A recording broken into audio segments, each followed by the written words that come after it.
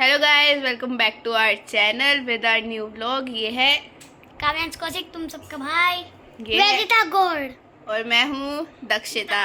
ये तो आप सबको पता ही होगा। सो गाइस, आज की वीडियो का कॉन्सेप्ट होने वाला है हॉरर, जैसे कि पिछली वीडियो का भी था। सो आज हम तीनों सारी लाइट ऑफ करके सिर्फ एक टॉर्च की लाइट जलेगी फ़ोन में, और हम तीनों एक एक हॉरर स्टोरी सुनाएंगे। सो अब जल्दी जल्दी बंद कर लेते हैं लाइट और फिर सुनाते हैं। यहाँ पे हमारा हो गया सेट फ़ोन, ये।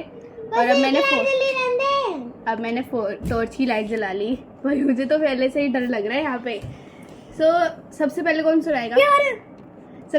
सुनाएगा? मैं। सारा वाइट जोइंटर है, मैं सुनाऊंगी। ठीक है, स्टोन पेपर सीजर कर लेते हैं।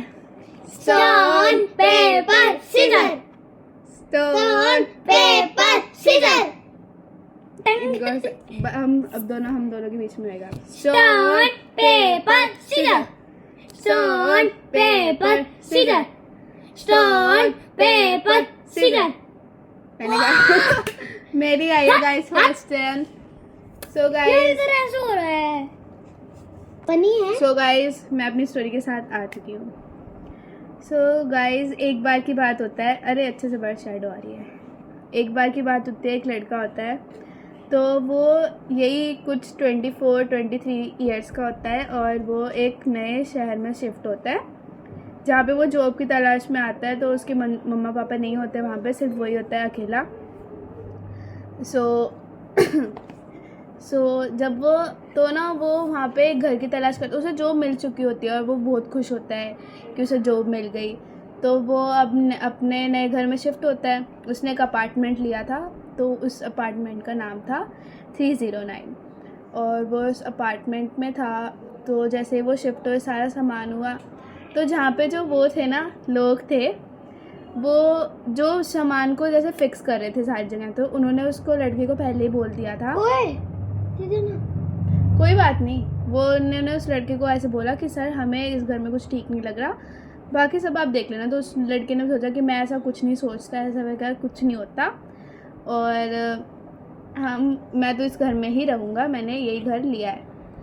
सो वो जब ये घर, तो उसके फर्स्ट घर की नाइट होती है।